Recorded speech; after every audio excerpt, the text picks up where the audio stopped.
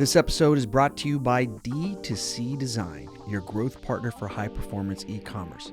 If you're wondering what's holding back your Shopify store, D2C Design offers a free consultative conversion block report.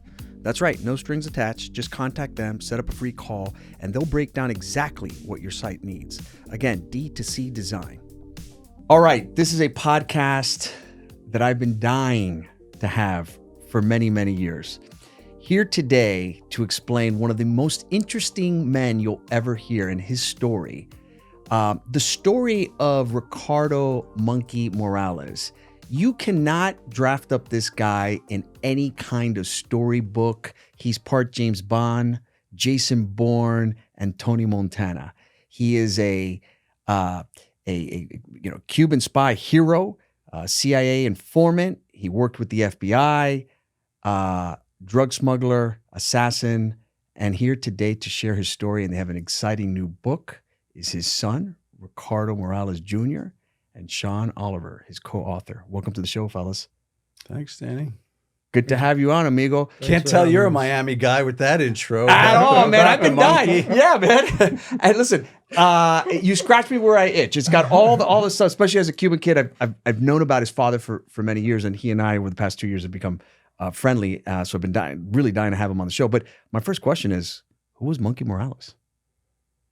You got 4 hours? Let's do it, brother. Yeah. Hero, villain, depends who you talk to. The perspective that Rick brings to the book, all those monikers you gave him before,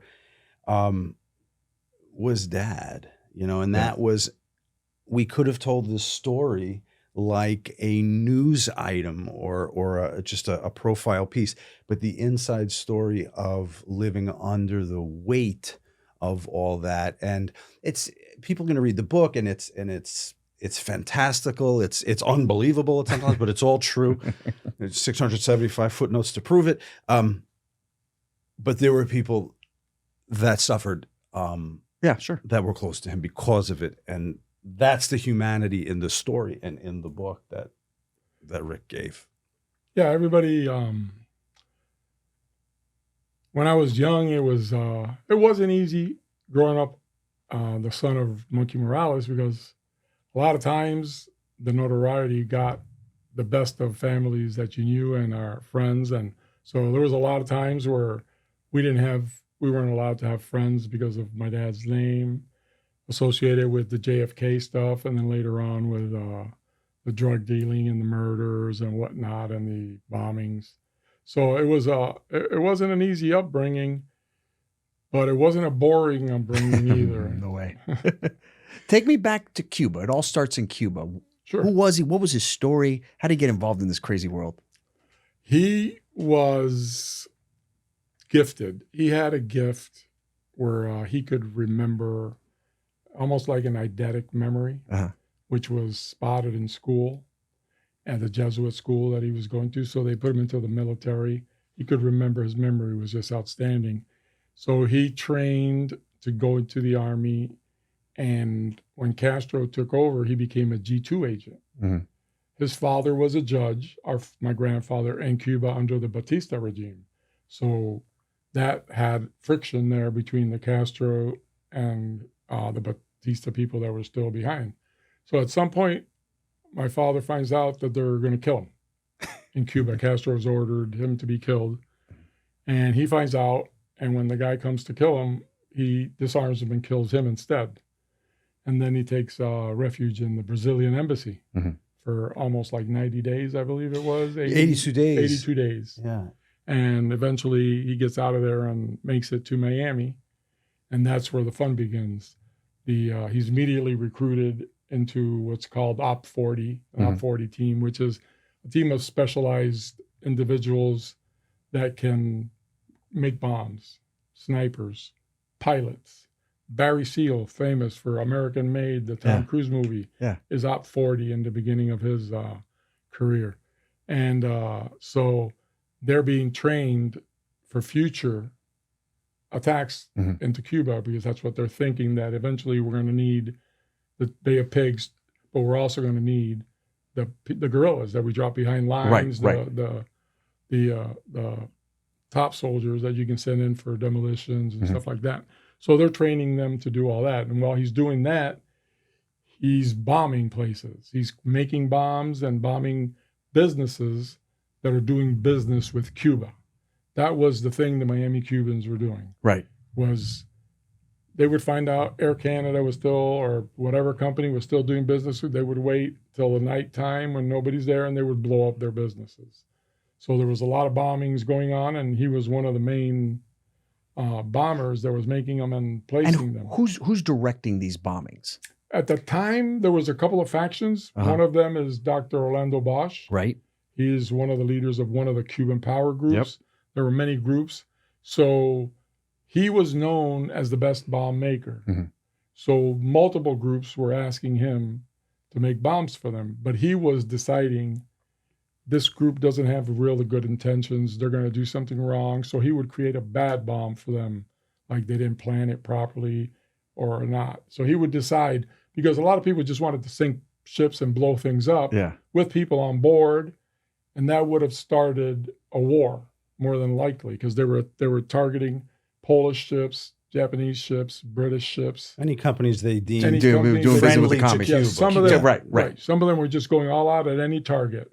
And what the feds wanted, and the government of the United States, the CIA, and those teams wanted, was coordinated, specific, on targets of value that would help, but not create a larger problem for the United States. Right. Lots of body count, high body counts. Yeah. Most people are familiar with the Bay of Pigs and Correct. the Kennedy administration and the Cuban Missile Crisis. But it's funny, my mom was talking to me. She was reading the book. She's like, you know what? I lived through all this and watched the news, but I didn't know all this other stuff. I said, well, you're not alone, Mom. A lot of people didn't. You weren't supposed to. Yeah. But the thing that was consistent with all of our efforts against Cuba was when I say we, I mean the United States, did everything we could not to have our name on any of it. Right. So the Bay of Pigs and Brigade 2506 and Operation 40, we were training them clandestinely so they could go, and it looks like a coup from within. Right. Which is why, but I mean, we're financing it, we're training, so which is why when you get to the Bay of Pigs and there's no air cover from us, the Cuban soldiers, we're a little like, what the fuck? This isn't what was promised here. This isn't a real coup, motherfucker. Yeah. Remember, you put this uniform on me. With no flag, of course. But so that was something that was consistent throughout it. And Bay of Pigs fails. And one of the things that we discovered in the paperwork we had to go through was a Joint Chiefs of Staff memo to the Kennedy administration. Couldn't give up now. The Bay of Pigs was a disaster, but how can we justify boots on the ground? And there's a memo that proposes killing Cubans that we've allowed into the country, sinking boats on the way to Miami, and placing strategically placed bombs, plastic explosives, here in Miami, which we would then release a prepared statement with somebody fingered, one of Castro's people, to justify us going in. Basically a red flag operation. Yeah. And false flag operation. But your father would also sort of turn on some of those bombings, right? He would say, well, I don't really like them. Like he didn't get along with Bosch, right? He hated Dr. Bosch. Bosch, he felt, was trying to take over and become the future president of Cuba by taking over these groups. And then he was positioning himself for that position. And my dad didn't approve of that. He didn't think Bosch would make a good president, wasn't going to be able to run the country. He wasn't the man for the job. So he would perform when he wanted to for him if he thought the target was worthwhile. Right. But some of the times, most of the times, he would feed him bad bombs and just and not help him at all. Well, you also have to remember the reason they initially hook up is to feed him to the FBI. To feed Bosch to the FBI. Bosch to the FBI. So when Bosch is gaining popularity with his Cuban power organization, his Monkey's brother-in-law, Hector, also has an organization called Cuban Power. So there's a lot of conflating. You got to remember, our government was not fucking prepared for this. Not at all. Not at all. The Jews in South Miami were not prepared for this bullshit that was going on. Right? They didn't know what they were dealing with. Look at the names of the police. Oh, go into newspapers.com and look at any of the arrests in the 60s. It's O'Halloran. Right. They don't understand the culture, which is why someone like Monkey was so valuable to them. And right. Here's someone who can take us inside. And yeah, so by going undercover, working for the FBI and the local police, feeding them Bosch was the first big fish that Monkey was able to kind of vet himself to them and prove that, hey, this is a guy that we can. There was a mission that he went on for them that he planted a bunch of bombs under a bunch of boats. Mm-hmm. Like I was saying, it was a Japanese boat, there was a British boat, and my dad went in with one of those rebreathers like you see in James Bond, and went in and and swam all the boats and took off the bombs that were placed. Yeah. It came up in a deposition when they were trying to try my dad for something. I think it was for the airliner or something, where they say that he saved countless lives and then it was over millions of dollars in ships and stuff that would have been sunk by the organization, that he took upon himself to go take those bombs out of action and saved all those lives at his own peril, because then they're going to ask him what's going on with the bombs. You know, they might find out that he's the one that's not providing good explosives. And he always had somebody broke the mercury timer when they placed it, or, you know, I bought it from these people and they must be the bad guys and they're giving us bad things. There's the attempt on the Polish freighter with a bazooka where he gives them a dud round. That was a practice round. They're blue when they're practice rounds, but he had painted it green, so it looked like a live round, and they couldn't figure out why the round didn't explode when it hit the ship. And you guys reviewed thousands of documents. I mean, who's his handler at this point? Like, who's telling him to do this? Is it more CIA, more FBI, and why? The bombing groups was FBI. FBI, okay. Yeah, his handlers, Agent Joe Ball and George Davis, were his two handlers early on when he was most prolific in the bombing community. You got to understand, too, in Miami at the time, we've gotten way ahead of the local law enforcement. They can't keep up. They can't keep up with it. So the spectrum of competency in these bombing groups is vast. Right. So, and one thing that Monkey was a perfectionist. And he would get very annoyed by the groups that weren't pulling things off correctly. One of the big things about all these groups operate, and there's a lot of overlap. Like you might work for one group one time and another group for another time. And C4, the explosive, was all over Little Havana. You could get it anywhere. And but the thing with them was no casualties. And if you look at all these bombings, in 1967, the Miami Herald ran what was called the bombing box score. It was like a sports page, and they began to list all the bombings. Really? The bombing box score of the year in the Herald. So, but one of the things that was consistent in it, and I guess the reason they could have a little fun like that was it was property, it was companies, but no body count. And that was one of the things when Monkey is tapped by Lefty Rosenthal to do some mob bombings, which is very outside of his MO. Right. Because there was nothing politically motivated. It was money. It was money. Yeah. So Lefty hears about him and says, this guy knows how to do this. Louis Posada. Louis Posada, who is another Cuban, who's another Op 40 member eventually, and is working for the CIA, recommends my dad to Lefty because Louis is leaving for Venezuela. And he fucked up a bombing. And he messed up a bombing, and so Lefty wanted someone to do the job. A better bomber. Right. And Posada leaves for Venezuela to work for the CIA in Venezuela, and Dad stays with Lefty, blowing places up for Lefty. Now, Lefty is only sending messages. That's all Lefty does. No body count. He would tell him, I want this building blown up. I want this wall. My dad would go inspect the building to make sure he could blow the wall without it killing anybody. And that's what he would do. There was bookie operations that Lefty was not running, and you're not allowed to do bookie work if New York's not telling you can do bookie work through Lefty. And so he would blow up the bookie operation, and nobody would get hurt, but they would get the message. So now you're in the 60s. When the Bay of Pig invasion happens, where's your dad? He's in Op 40. He's in Op 40 training. He's in training, but he wasn't there on the They mission. don't get sent in They don't get because sent in. they were the second. So they're the second the wave. Okay. 1500, Yeah. 2506 go in. Yeah. The battle happens, and then Op 40's sent in to take the country back. Got it. Never gets to that Never stage. gets to that His point. brother Pucho was first line. Yeah. 2506. He gets was it Appendicitis. appendicitis and has to He get has put that- on a chopper Wow. and Choppered sent out back to the during the U.S. So operation. he actually never gets to fight. He gets sent, but doesn't get to fight. He gets Yeah. pulled out. Yeah. So he gets pulled out. But at that point, you're looking at after the Bay of Pigs, they go to the Congo. Op Right. 40 goes to the Congo. That's the next. The next step is the Congo.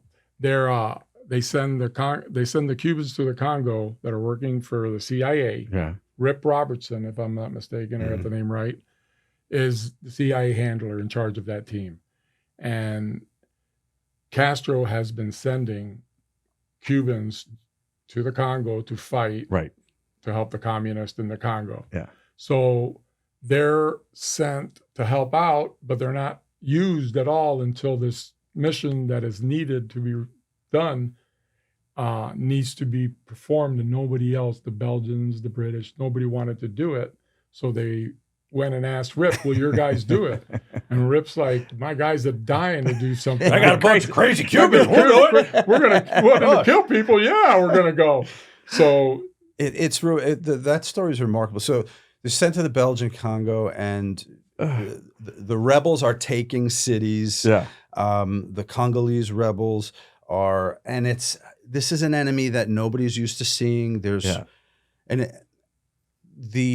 some hostages recount a story. They're these are holed missionaries. There's missionaries in Stanleyville, right? in Stanleyville. So they're Americans. Yeah. They're white. There's some black. The locals. But Europeans, everything. All kinds yeah. of people were there. And but even prior to that, some of the dignitaries that were down there doing business or living, they're holed up in a bank, and they're told that they're going to be protected. And the Congolese army, not the rebels, the army is standing on the street protecting, and they watch from the windows as a sole rebel witch doctor walks down the street naked, doing all this bizarre shit. The Congolese army drop their rifles and leave, and everyone in the bank is captured. This is a kind of war that the traditional warfare is not going. So who do you get for this? Send the Cubans in. It's not even Op 40. Op 40 was 80, however many members. It's like 20 of them get selected to go do this. But now they're in jeeps, and they're in the thick of the jungle battle. Yeah. And as they're getting closer to Stanleyville,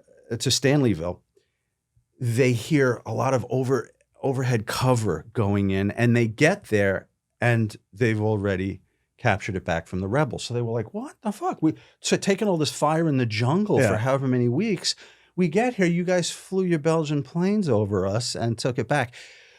But one of the hostages that gets away from the mission house in the woods comes down, and he's running to anyone who will listen to him. Like, please, my family's back there. The people, the rebels have us. The Simbas have us, and they eventually get to Rip.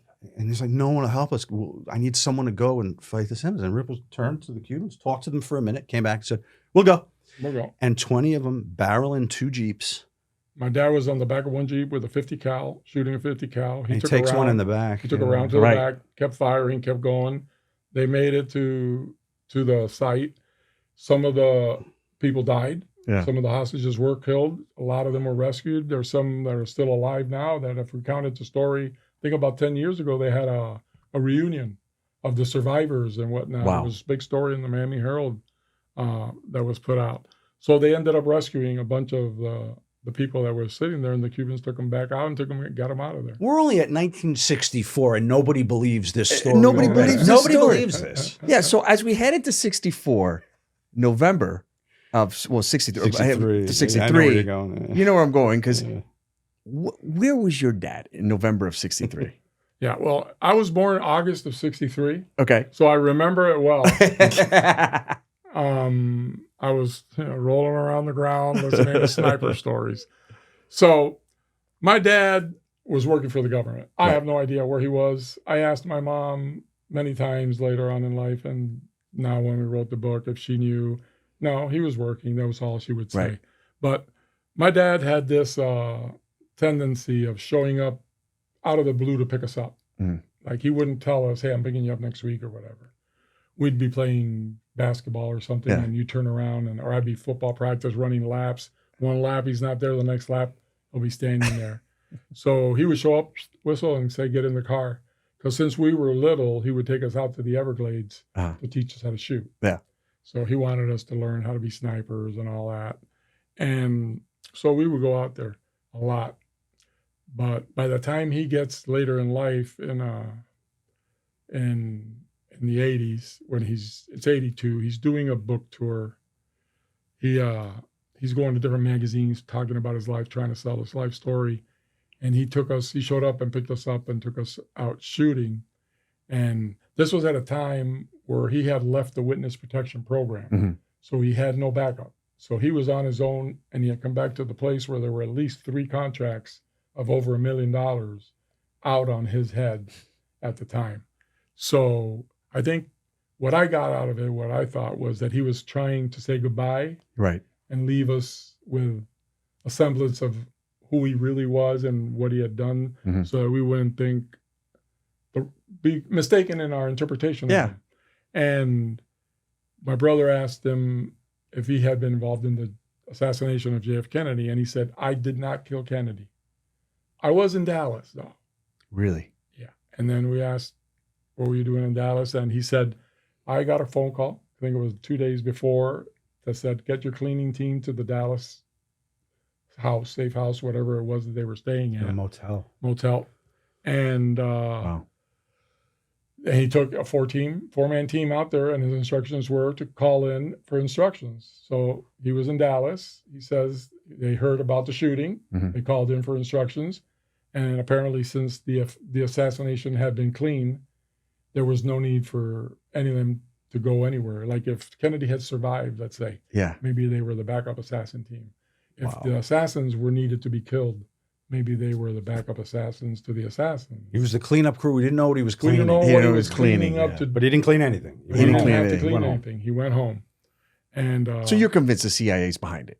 Oh, I'm convinced. See, and I love to talk about the CIA this way, but when people say the CIA is involved in something, it's not like 3 of the leaders of the CIA or 100 members got together and said, hey, let's do this. You can have 2 rogue CIA agents that have enough connections with Cubans or whatever to put a plan together, and that is still a CIA plan because you're agents of the CIA.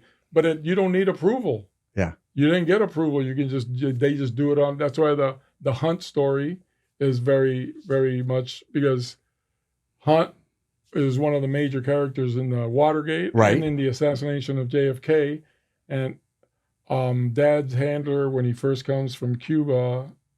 It's Joaquin Sangenis. And then there's another one that is involved in the Kennedy assassination with Hunt. Somehow, I can't remember the name right now. It'll come back to me. You're talking about Sturgis? Yes, Sturgis. Sturgis is involved. Sturgis worked for Hunt. Okay. He's a direct connection with Hunt. So you've got all those figures that are associated with the assassination that are all also associated with my father. Jesus. So he also tells us the story, and he told us, well, I know that he couldn't have pulled off that shot. Speaking of Oswald. Because he knew him from before, right? Because he said, I saw him at a training camp that we were running for just a few people that were learning, that they were trying to help teach how to be snipers. And he said that as far as he was a Marine and a marksman, fantastic. My brother was a Marine and he was a marksman. And he can't shoot worth a lick because it's a static target. They're shooting a static target. Right. When you're a Marine. My dad would set up pulley systems with targets. You got to be able to pump shots at 2 different targets in a matter of a certain amount of time on target to be considered a master sniper. And those are the snipers that you send out to kill people. Yeah. That guy, Oswald, misses the first shot. Right. Which, I don't care what anybody tells me, it's the easiest shot. It's the closest shot, straight down, you can see him. He misses it by a mile. He's not even close.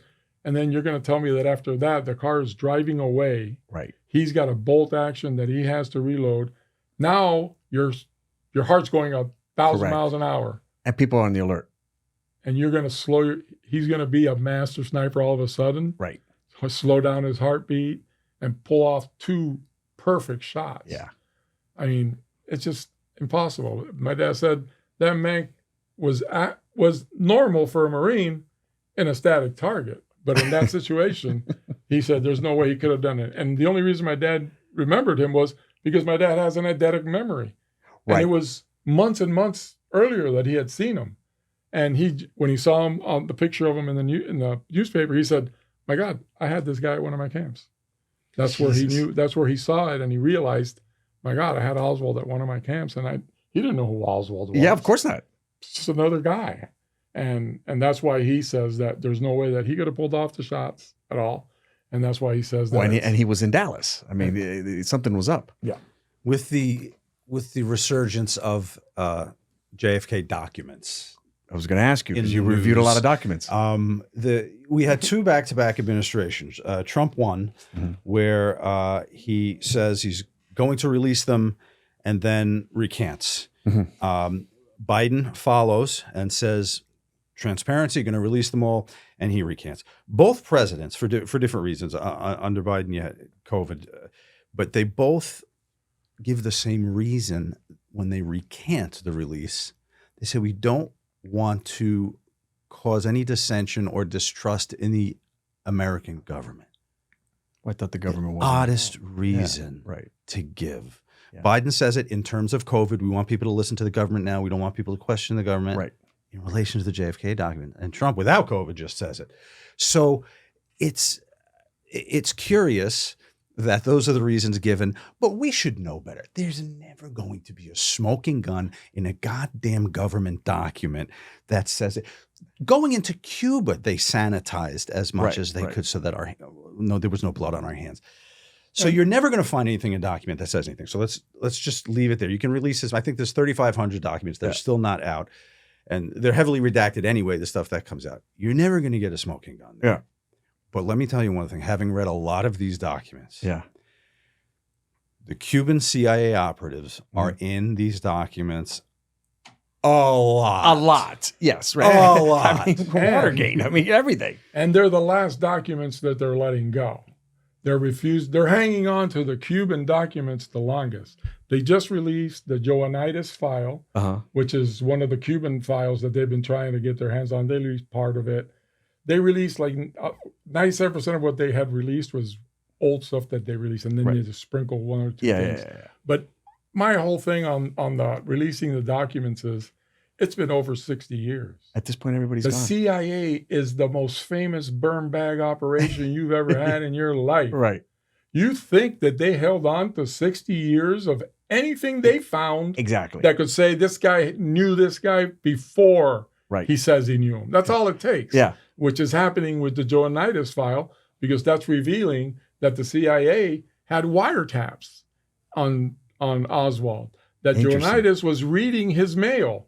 So how would the CIA be reading his mail and claim that they didn't know who he was? Oh. So the trickles are coming out that show you connections, but you're not going to find anything because the CIA didn't order it. People within the CIA decided to do something. Yeah.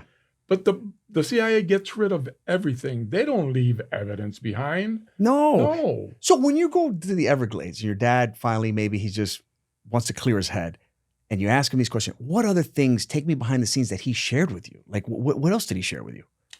He shared that his number one thing was Cuba. Okay. That's where like what? Free Cuba, get rid of Castro. The revolution was his main goal in life. Yeah.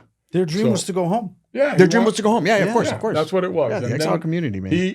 He told us that he had to go into the narco business because he said, in order to catch drug dealers, you have to become a drug dealer. And he says that in one of his interviews that he gives to Hernan Chao, the Venezuelan reporter that he gives an interview to shortly before he dies in 82. He gives plenty of interviews in 82 and he dies in 82. Interesting. So that tells you what was going on. But he just wanted to be a revolutionary. He wanted to be one of the ones that freed Cuba, but found himself persona non grata, burnt. In going through the book, what did you discover that you didn't know about your dad? And who did you guys talk to other than reading through documents and family? And like what was the discovery like? Well, I knew a lot about my dad. So Sure. there wasn't a lot that I didn't know. But you knew about your dad from your mom? Or I knew my dad from growing up and watching TV news reports. Well, yeah. So, and then you hear conversation in the Correct. house, you can't pass it up. And then by the time I was 15, 16 years old, Yeah. I turned into junior monkey. I said, because I was angry at my father. Of course. For not helping raise our family. Yeah.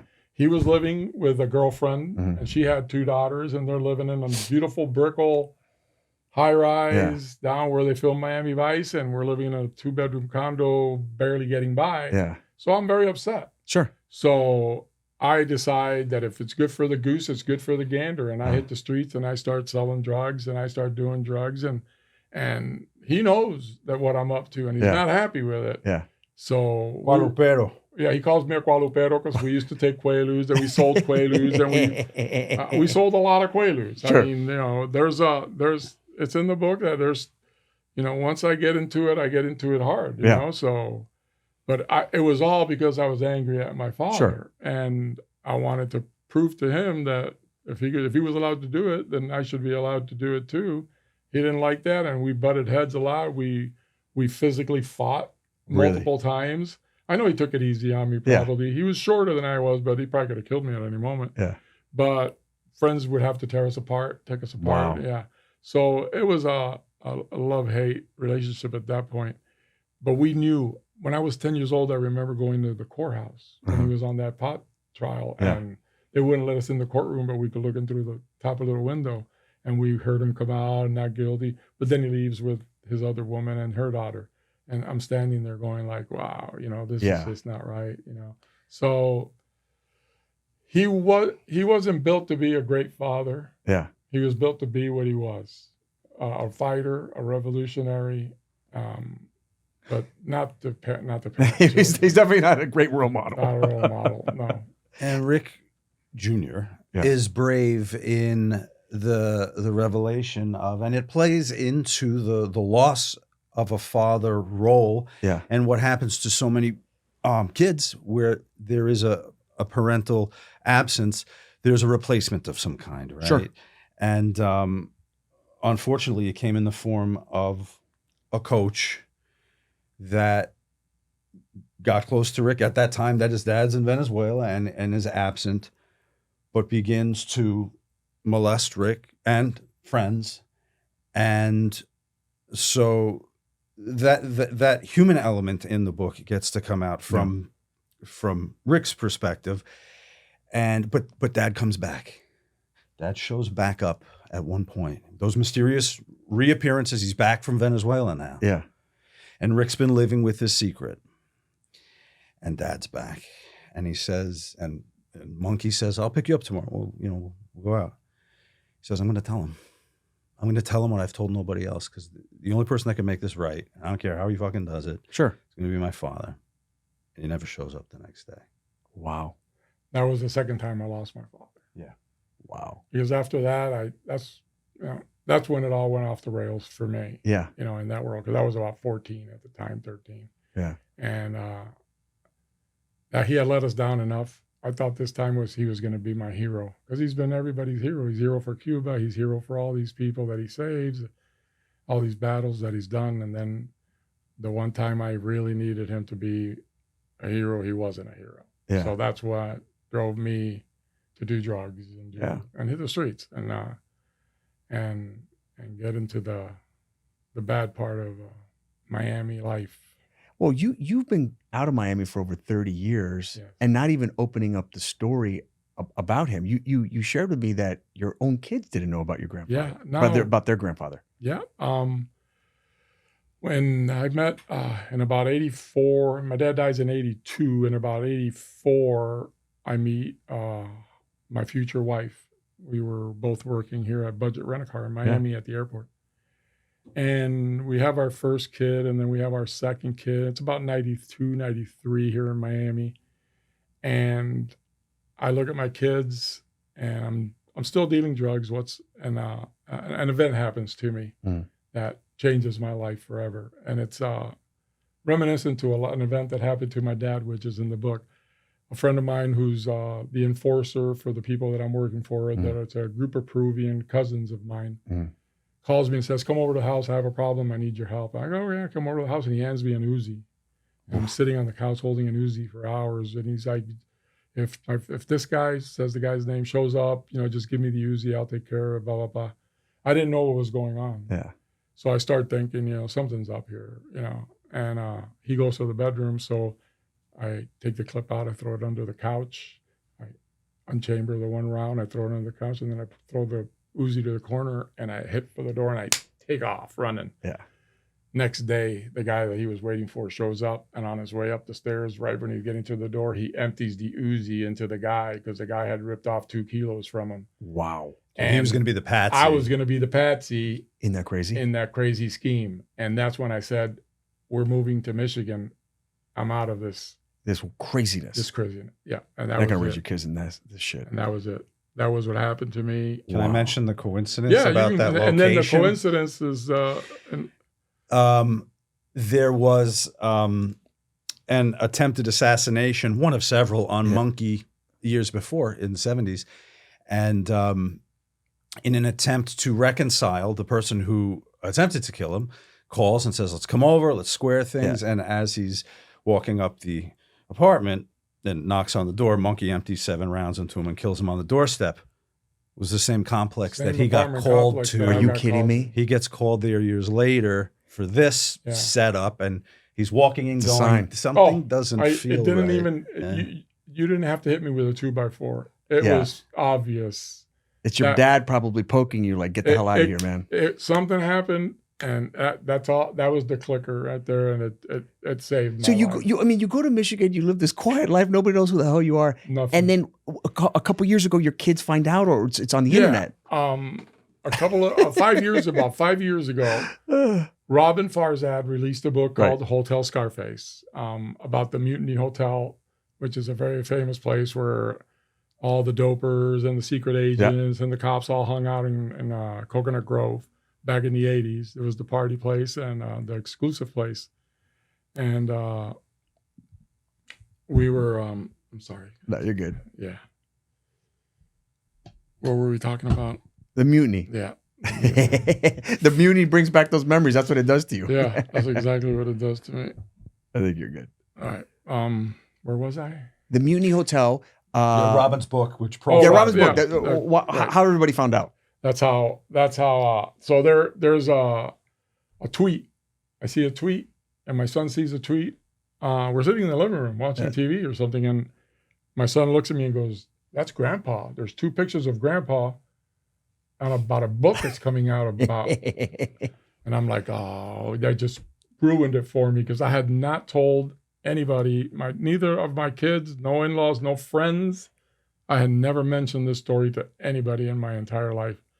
So then I had to tell my son. And even though it was a bad thing that I didn't want them to know and all that, my son hated it for a while because he was always, God, I could have told all my friends that my grandfather was Scarface, the assassin, all these stories I could have had, and you held out on me. So he held it against me for a while.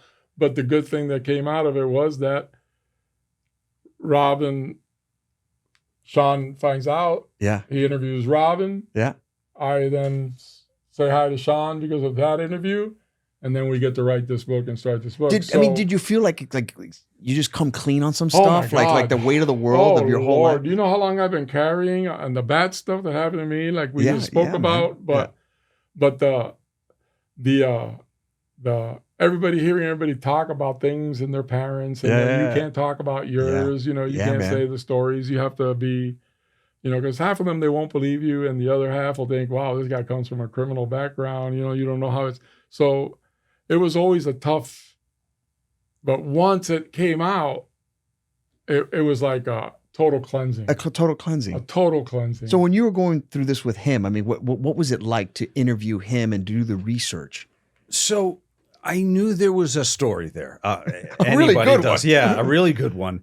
But I also knew, because of the subject matter we're talking about, CIA, we didn't know, he probably didn't know 1/10 of what we would unearth. And you probably still don't. No, that's the thing. I keep saying we don't have to ever finish this book. There's no end to it. There's no we end. keep meeting more people. We have 4 years, 3 years that he's in Europe that we have just a couple of nuggets of information that he gave the family. When was he in Europe? I didn't even know this. The Mossad. I know about that. Yeah. After the Congo, okay, he was working for the CIA and the government in Europe. According to what he told the family that he was doing courier, like top secret courier job, spying, and those kinds of things. The only thing we have from those days are pictures of him standing Germany, next to city signs that say the name of the cities that he's in Germany. Oh boy, Sweden, and all, but we really don't have a paper trail because the CIA is not going to provide, and they won't provide us with any information for whatever he was doing, because for 3 years he was invisible. But he does tell Jerry Sanford, who was assistant U.S. attorney prosecuting these guys, then goes into private practice and befriends Morales. He asks Ricardo to go on a Nazi hunting quest with him, and Ricardo confessed, and this is in Jerome Sanford's book, Odyssey into Politics, and he gave us some. Thank God, gave us some. He was one of these guys that would journal through the years. Yeah. So in the years the latter years of Monkey's life, he has a lot of, came by the office, talked to me about blah, blah, blah, which was invaluable when he sent us the documents that he typed up. I think because he wanted to eventually do a book about this, but he ended up not doing it. But so Monkey does come and he says, Jerry, what you're talking about is very dangerous. And he then begins to talk about his Nazi hunting experience. He received Mossad training, which we did have in documentation from depositions while in Venezuela. Now, remember that a lot of the Nazis, of course, they went South America, land in South America because the dictators worshiping Hitler. They were looking for Mengele. Give sanctuary there. So Mossad comes down to train this Cuban who's now the head of Venezuelan intelligence. Wonder why. And then he tells Sanford years later, I did some Nazi hunting, and then there's this connection to these photos in Europe. So the whole process, Danny, was this game of, it was like a chess game, but you can't see all the pieces at once. Yeah. The pieces start to reveal themselves as you do more research, and then you can connect the dots. Nobody believes any of this. You all think this is a movie, probably. It'd be a great movie. Right. Thank you. A series. Rob Reiner said that. I'm still waiting for him for a callback. I have a feeling he's going to call you after the book. Yeah, I'm waiting for the callback. But a funny thing before, he mentioned the witness protection program. Yeah. And as I guess the biggest fuck you to him after the agencies are largely done with his shenanigans. Yeah. Because he does become, for his own self-amusement and edification, he would do shit like, there was a bomber, El Condor, Rolando Otero, his name was. So the police are hot on the trail. There's some bombings over a 2-day period in Miami, and Monkey knows that it's Otero. And so he's feeding the police little bits of information. He throws a Christmas party. The bombings happen at the beginning of December. He throws a Christmas party. Raul Diaz, the famous lieutenant of in Miami-Dade, he comes with some of the FBI agents that are working with Monkey. And he introduces him to a bunch of people, introduces him to his friend Rolando. It's El Condor. Right. The cops have no idea why Monkey keeps playing on the 33 record El Condor Pasa by Simon and Garfunkel. The Condor passes. Yeah. The Condor goes.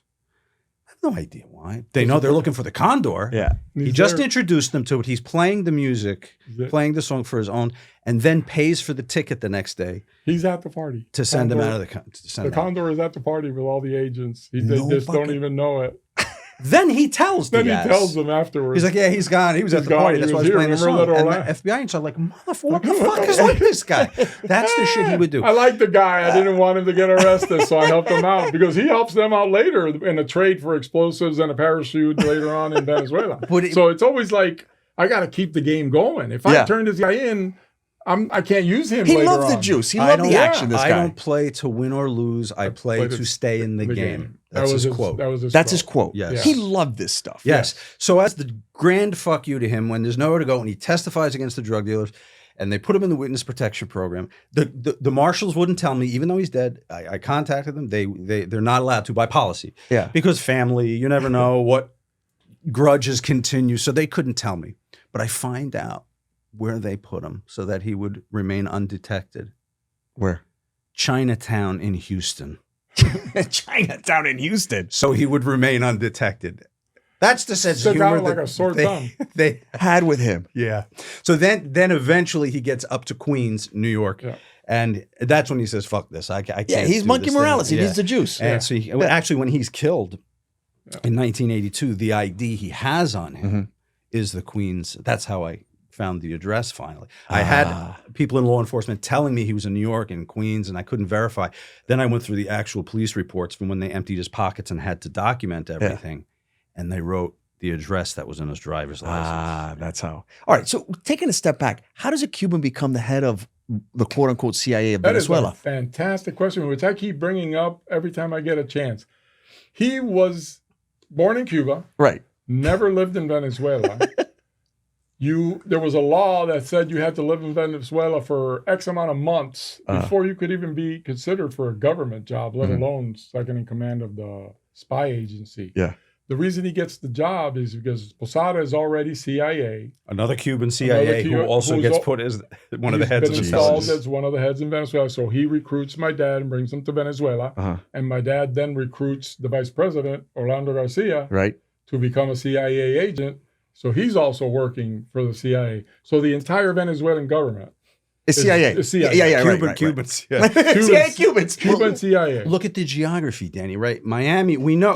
Fidel's looking for it coming from Miami. But you've got Caracas right below. So Jesus. They made a deal, the Venezuelans made a deal with the CIA and the U.S. that the Venezuela could do whatever they wanted to do to their neighbors. Yeah. Guyana, which they still want. They're trying to.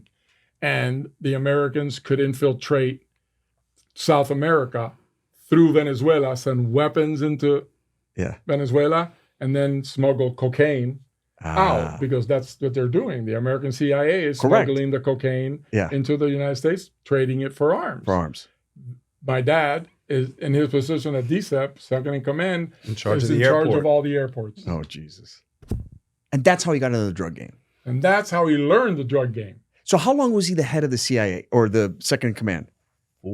He's there for 4 years, probably not placed after the first year. He's going back and forth a lot in 71, 72. So by the way, did you ever live with your dad? We lived there, when we were young, we had, the three of us lived with our father. He eventually leaves my mom for another woman, gets pregnant, and has another son, which is my younger brother who we'll get to that story. We'll get to that story, man. For sure. So your dad is in and out of your life. You don't know if he's coming and go. He might be back in a week. He might be back in a year. My dad had rules that applied to our family even after he left our family. Okay?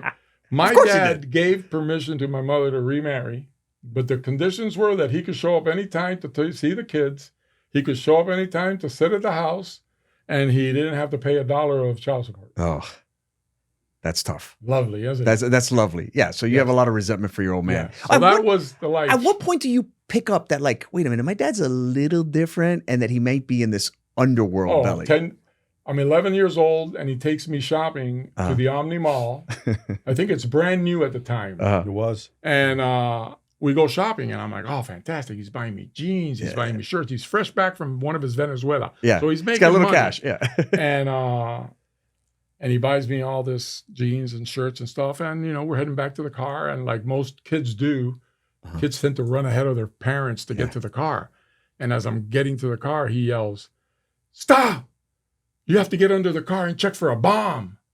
What? And we got under the car. And he told me, you have to look for this. learn what the car is made out of, so you know what belongs there. Wires that are in the wrong area. Just like our Yeah, childhood. yeah. I grew up the same way. I learned how to be a sniper, and I learned how to look for bombs starting at the age of 10, 11, 12 years old. So it triggers. Wait a minute, my dad's different. Do you ask him after that? Like, Dad, what's going on? None of my other friends' dads do this. I was so upset with my father. Yeah, you were, and hurt. And hurt that all I wanted to do was piss him off. Right. So I just wanted to make him mad. Yeah. I wanted to outdo him. You had to that's a tough guy to outdo. Yeah. In the drug business, I wasn't going to be able to outdo him in the spy business, but I wanted to be able to hold my own in the drug game in that era. So your dad comes back from Venezuela. He learns the drug game. When does he become a drug dealer? It's fast. I mean, if you could take a snapshot of the Mutiny Club at that time, you could go around the room and say, ex-CIA, Brigade 2506. A lot of the guys, now this is not to say that a lot of the 2506 members became that, but a lot of the guys that were doing it at the time had the background. Right. A small percentage to be sure. Yeah. So when he comes in and he reacquaints himself, now he knew Carlin Quesada from before. Mm-hmm. He talked about going to clubs with him when he'd first come back to the U.S. The first time, early 70s, after the Congo and all that shit. So he's brought to the club by Carlin. Now, Carlin is by this time, Carlin and his partner Rudy Rodriguez Gallo, they're table 14. Now, that's the table. That's the table. It's theirs. It's reserved for them. Yeah. That's the Scarface table. Yeah. But later on, misportrayed, I guess. At the Babylon Club. Did a little bit of disservice with the Babylon Club. Yeah. But anyway, so that was their table. And so he was allowed to sit at that table. Right. Because Carlin knew him. Now, you got to remember, the legend of the monkey is already firmly established by 1977, right? Yeah. For everything that's gone on before. Yeah. We haven't even talked about the assassination attempts. He's blown up in a rental car, which he continues to drive until the car quits smoking and burning. And they said to him, why didn't you get out of Southwest High Street and 37th Avenue, I think, or something like that. Milan-Dairy Road, wasn't it? Milan-Dairy Road and Flagler, West Flagler. Yeah. They said, why can't you get out of the fucking car? Your pants are smoking. He said, they were probably behind me waiting to finish me off. I wasn't going to give him an easy shot. He kept driving. They missed the first time. So the myth precedes him to the mutiny. The way I worded it in the book, his having to go to work for them after a storied career working for Lefty Rosenthal and the Chicago outfit, the CIA, the FBI. He's working for the drug dealers. It's a step down for him. He didn't have respect for the drug dealers. But for them, we got honor. He's at our table. We got the fucking monkey at our table. Right. He was running county. You want to run some intelligence for us? The people that are going to steal from you are going to think twice. Yeah. Because you're with him. Yeah. That's right. So they were proud to have him. You steal from me, I send the monkey to get you. Wow. And not only that, Dad had connections with all the CIA and all the stuff. So he had all the codes for where the DEA was patrolling. Oh, my God. He had all the radio channels that they were using. So he could tell them all what radio channels to listen to chatter, and you would know where the Coast Guard was and DEA was, and you could just ride the boat in. And so he gets busted. They don't touch him, right? He got busted like a couple of times. And I'll give you another one. He got busted with he got pulled over. A cop pulled him over with a trunk full of machine guns and guns and all kinds. And he gets out of the car and he goes, "Man, I'm sorry, you're going to have to let me go." And the guy's like, "What are you talking about?" He goes, "Well, just call your supervisors and we'll finish this up." And he calls the supervisors, and the supervisors show up and they see who it is, and they go, "Close the trunk and let him go." Really? Yeah. They weren't going to stop the monkey with a trunk full of machine guns. This is nothing new. He did not do any time for having killed. We mentioned the story about killing someone on the doorstep. That was Eladio Ruiz, who he killed. Doesn't do any time there. He doesn't do any time for shooting Eitan Costanzo. Atomico. He gets the nickname after Monkey puts 17 rounds from an M3 into him, and he lives. He lives, but he doesn't press charges. A myth. No charges pressed. He walks on that. The pot bust in 1978. He doesn't do any time for that. He shoots lefties, the fence. High Gordon, the fence for Lefty. The guys who robbed Murph the Surf. Yeah. The story. Uh-huh. They stole from the The Jewel of Museum of India, National Star of History in Yeah, New York. yeah. They were fencing some of the jewels, and Lefty Rosenthal wanted to probably get his hands on them. And the guy got into an argument or something, and my dad shot the fence in the eye. And he didn't die, but he didn't press charges. He said, I don't want nothing to do with this guy. I don't want nothing to do with this guy. Nobody wanted to. He got caught with the pot, not guilty. If you're a dealer in competitive Miami in '78, don't you want that motherfucker at your table? At 1,000%. Yeah, I want him on. I want to be a team monkey. Jail. Now, well, how many people do you think he assassinated? Well, there's no telling because those years that we don't in the even Congo, have, who knows? Yeah, those years you don't. And in the 3 years in Europe, we have no idea. And in Venezuela, it's hunting Nazis. We have really no idea of the. Didn't he get an honor from Mossad? Didn't they like Golda Meir gave him a medal? A medal of appreciation for having trained them with the Mossad and helped the Mossad. Do you have that in your family still? It's my understanding is that when my dad's cremated, they dump half the ashes in Biscayne Bay, and the other half are in his mom's mausoleum at the cemetery. They put it in there with her. Wow. The medal. So we don't have the medal. So I mean, when he was a smuggler, was he making good money or just kind of whatever? It was. I would say it was yes and no. Yeah, boom or bust. Boom or bust. Sometimes he'd have a shitload of money and was living in great places, and then sometimes he was living at friends' houses. I was so amused going through all of that information about he was, get back to the photographic memory. Yeah. He remembered everything. So he would recount in depositions in extreme detail all of the operations that he was involved in.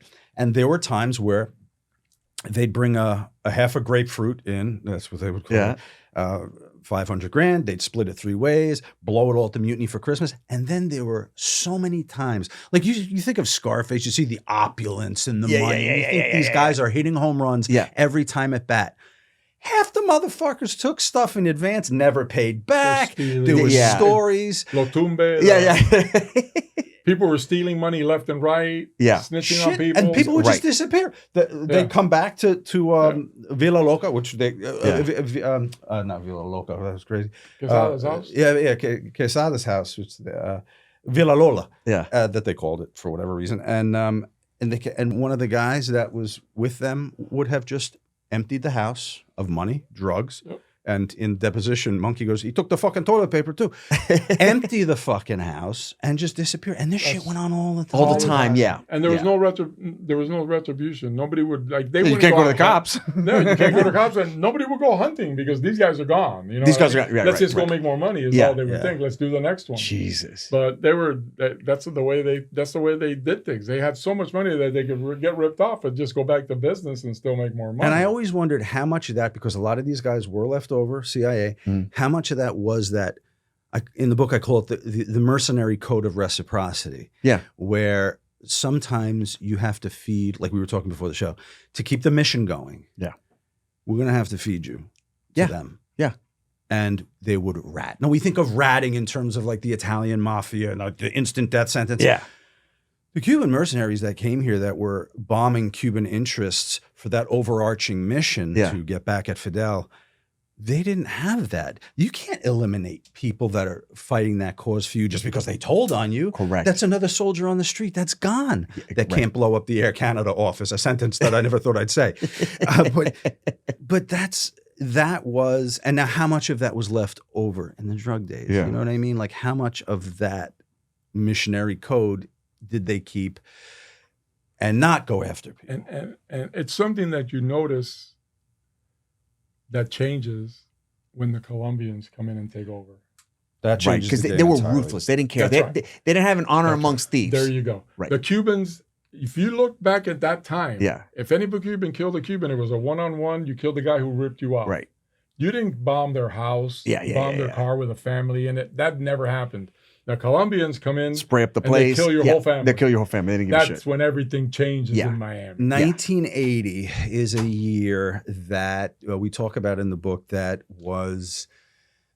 changed that game. Right. The Cubans weren't the first to import cocaine or deal drugs. Not. I mean, we go back to France and anyway. Well, the Gringos were doing it in Miami too. So, but they'd perfected it and made it an industry in the 70s with that structure.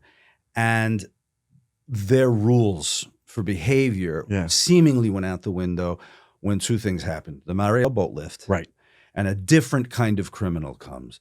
And then the proliferation of the Cubans, the Colombians. They don't need the middlemen anymore. The Dadeland massacre was the beginning of it. Dadeland, right. That was the beginning of 79. Yeah, it got headlines, innocent people, they shoot up a liquor store. That's when the Cocaine Cowboys starts. So speaking of that, I mean, how involved was your dad with Cocaine Cowboys, and was he involved with the Los Muchachos and Willie Falcone, all those guys? He knew Willie. He knew them. He was younger. From the Mutiny. From the Mutiny, exactly. It was Dad's last year, probably close to that, and their beginnings. Yeah. So they didn't really overlap a lot in the business. So it really doesn't have a lot to do. The Cocaine Cowboys before Willie is all Cubans. So George Valdez, you know the name? Yeah, of course. So I talked to him and for the book, and he was the kind of the big dog when Willie and Sal were coming up, and kind of gave them their break. He gave them the break. He turned over the business. Exactly. Right. So I said, he said, of course I knew Monkey. I knew about Monkey. Never did anything with him. It was a little before me. Yep. So that was kind of Mach 2. Yeah. Willie, Sal. So you think your dad, when he's involved in the smuggling business, he's also doing CIA stuff, like maybe laundering money for guns no CIA stuff whatsoever. He's no burnt. CIA. Okay. He's burnt, but he's burnt. Why? Because the CIA had no use for him anymore. No, because of the Cuban airliner. Because of the Cuban airliner. So time out. Your uncle. Don't worry about it. Your another character in this story is your uncle. Yes. Who his brother. Character is correct. Tell me about your uncle, because I didn't know about him until the book. Okay. And he's a pretty fascinating dude. What are you doing later? We're going for dinner. With him? Yeah, let's do it. My uncle Hector Cornelat is his name. My grandfather's also Hector Cornelat, so he's junior. That's my mother's brother and my mother's father. When they came over from Cuba, they immediately went to work for Alpha 66 and Omega 7, all the groups. So my uncle starts working with Cuban Power and whatnot, and goes into the planting of bombs business.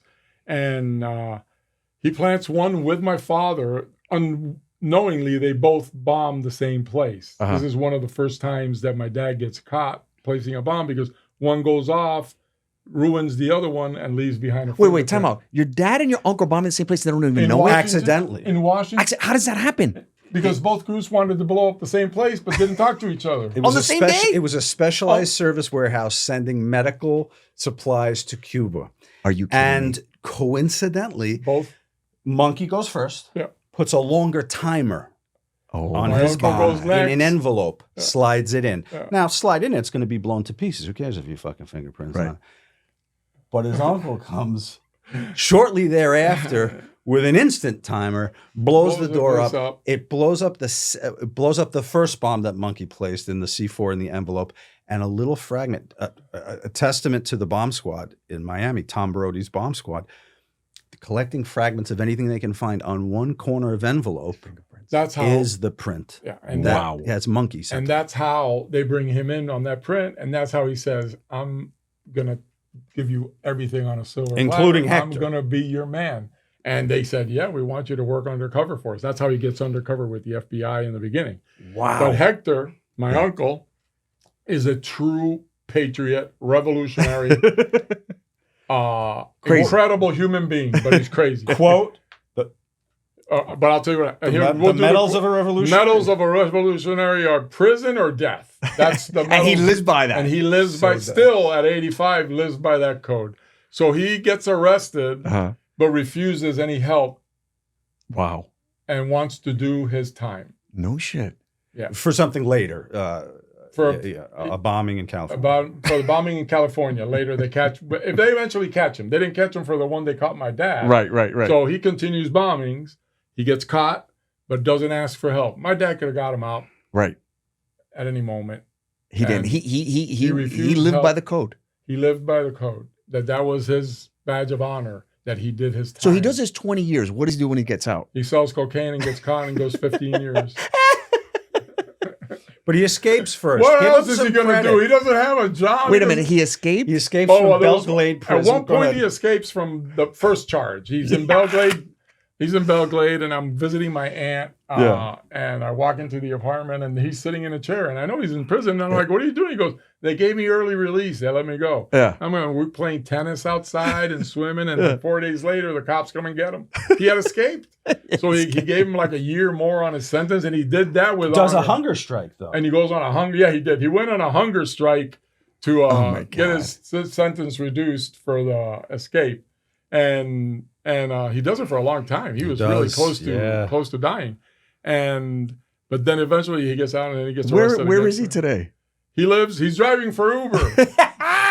A rideshare company. Yeah. A rideshare company. Yeah, a rideshare. Lyft. I'm sorry, it was Lyft. Did I say Uber? It was Lyft. I hope one day I get him as my driver because that guy sounds fascinating. He You got to follow him on Instagram. He still does. He's on all IG? these Oh yeah, he gives political speeches about Cuba speeches still. about Cuba. Oh, I gotta follow Oh him. yeah, no, they're like their pages.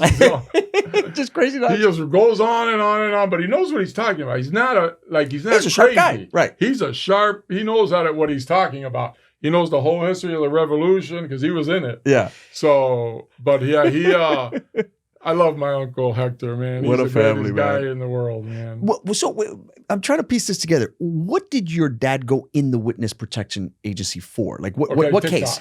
The TikToks case, I would say, is the first one that or is it because of the when he gives So for the listener, what's the Operation TikTok? Okay, so that's the drug bust that it's called TikToks because they put the listening device in a clock in Carlene Quesada's house. Right. Loosely based on the Scarface movie when you see it. A lot of the characters in the because How they bust- that's right. how they They bust actually Tony. put the bug in the camera. A lot of the characters, if you read this book, you'll be like, oh, that might be the Robert Loggia character. No, and it is. Right. a lot of the stuff they took it right from the newspaper. Well, Oliver Stone famously was living down here doing coke. and he was at the Mutiny all the time. He was at the Mutiny. Yeah, so all that those was the stories that he research. heard, he made them into a movie. 100%. Yeah.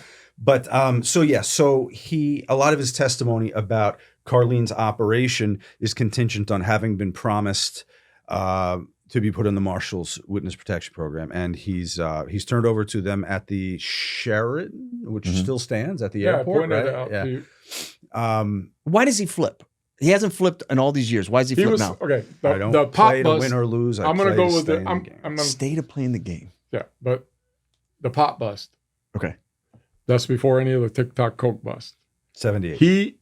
That bust is a snitch bust. Somebody was trying to get him arrested. There was two guys that had snitched on him that said he's driving the pop, blah, blah, blah. They were trying to get him arrested. That's why the TV cameras were there. Right. That's why everybody, it was all a big thing. Yeah. They were going to arrest the monkey. Yeah. So that's why they arrest him. And at that point, he realizes it's Pepe 70 and I'm on my own. Everybody's I'm on my own. own. Right. Screw you So guys. first chance I get, I'm gonna get you back. And he knew, and it's just an amazing thing the way he did these things. But he would do things, but he wouldn't get you in trouble. Uh-huh. Like Carlos Quesada. They busted his house, they busted his ring, blah, blah, blah. But after it all said and done, my dad did not testify. He did not. No. Wow. The judge didn't believe him anyway. They weren't going to. He's not credible. Because at the depositions, he kept on messing with their heads. And so he's like, I'll take care of you, Carlos. They have a relationship. They're friends. Carlos gets, Quesada gets released, and they return $400,000 of his money to him. What? Yeah, because it wasn't back then. There were no forfeiture laws, so it was. He was drug money. He was being charged with income tax evasion. Was the charge that he had on him? Amazing. And they couldn't get him on the drugs. Wow. So they were trying to get him on income tax, and they ended up having to give him back half his money. The TikToks trial is culminating in Monkey's scheduled testimony. Okay. 30 defendants sitting in the courtroom, many of them ex-CIA, Op 40. Yeah. And it's South Florida's trial of the century. It's in the paper every day. And it's sensational and it's sexy and it's dangerous. And the myth, the monkey, is going to take the stand and open his mouth. All the stuff we're talking about are not in the newspapers. So everybody, your parents probably, they're all waiting to hear the monkey talk. He's going to open his mouth about this. Now he's going to send these 30 guys away. Right now he's witness protection, all that. This is how the monkey works. He walks into the courtroom, stops at the defense table. Now he's a witness for the prosecution. Right. Rena Cohen and Janet Reno. Janet Reno, right? Janet Reno, yeah. He salutes. Wow. The table. Some salute back. They stand, they hug, they laugh. He takes the stand. Rena Cohen doesn't want to ask one fucking question now because did he just turn? Right. What was that? The defense can't redirect because there's nothing to ask. The judge says, you have nothing? You have nothing? He dismisses monkey, and that's why the trial got thrown out. Wow. So he was able to engineer that. He's a brilliant guy. He did all very that sharp knowing that he was not going to, that nobody was going to jail. None of his friends are going to jail. With a salute. Wow. That's it. Not a word. They Just knew, a salute. They knew. He gave months of depositions. He was going to sink these people. That's where I got all the details about how the Quesada operation That's like the scene in The Godfather 2 when the guy's brother comes in and he's eating for everything. I don't remember. That's his monkey's moment. So that's where the people have a myth of the rat comes in and all that. Yeah. Nobody ever went to jail that he ratted on. None of them went to jail because somewhere along the line he'd screw up the process on purpose to get it thrown out. But they still put him in the agency. Why? Just for his safety. There was contract. It was promised. There was contract, for a lot of reasons. There were contracts. There was that 3 that I know of. I have on paper from Jerome Sanford. Wow. Sanford with name attached to it. This person has a $1 million contract. And these files that I have are from the 80s. They're not freshly written files off his memory. Jesus. This is what's contemporary notes that he was taking during that. He even has one about the JFK. There's a famous JFK researcher, and I'm going to forget his name right now, that goes to dinner with Jerome Sanford and says, I think Ricardo Morales has something to do with the JFK assassination, and I want to talk to him about it. But I can't remember the guy's name right now. Jesus. Didn't you tell me that he also had some info on the MLK assassination? Or potentially? There's stories that I can't corroborate. Right, of course. But there's a famous Raul the Cuban. Correct. That appears, and I've received 4 different IDs on this guy from 4 different people. Right. So I don't believe anybody knows who he was. Right. At the JFK assassination, there is an appearance of somebody named Raul the Cuban that comes into play. Yeah. At the MLK assassination, James Earl Ray brings up the name Raul the Cuban. In the assassination of Orlando Letelier, the Chilean diplomat who was murdered at the United Nations. In Washington. I'm sorry. His car is blown up, and that comes up. Right. Also. So that's that Raul Cuban. And in that book, written by Taylor Branch, they actually find some guy and think it's him and investigate him, and at the end it turns out not to be him. So I've heard 4 different versions of it. Yeah. None of them. The last time I saw my older brother, as I was leaving the house, he looked at me and said, check on Raul the Cuban. Because my older brother's name is Raul. My grandfather's name is Raul. My dad's name is Raul. So my dad would use the alias Raul the Cuban. Raul, and he was Cuban. So the people would put it together. We spoke to a guy named Raul who was Cuban, Raul the Cuban. And that's where the connection comes. Until somebody can prove to me, without a doubt, paper, who Raul the Cuban was in more than one instance, because you're telling me, I know who it was in JFK, but you're not telling me you know who it was in MLK or Letelier. So how's that working out? How many, so that's the connection there that could possibly be, but we haven't been able to find. The proof. And you're never going, he took it to. Yeah, took it to his Jesus, crazy. The end of his life, you told me towards the end, he got paranoid. Yeah. What was the last 2 years? He was doing coke too, so that didn't help. So he was doing coke, and gets he drinks, and he's a heavy drinker. He's a heavy drinker. Yeah. He starts talking to the press. Makes people nervous. He starts trying to sell his book. Okay. A book. He wants to sell a book about his life story. And apparently he had already had a publisher who was interested in the book.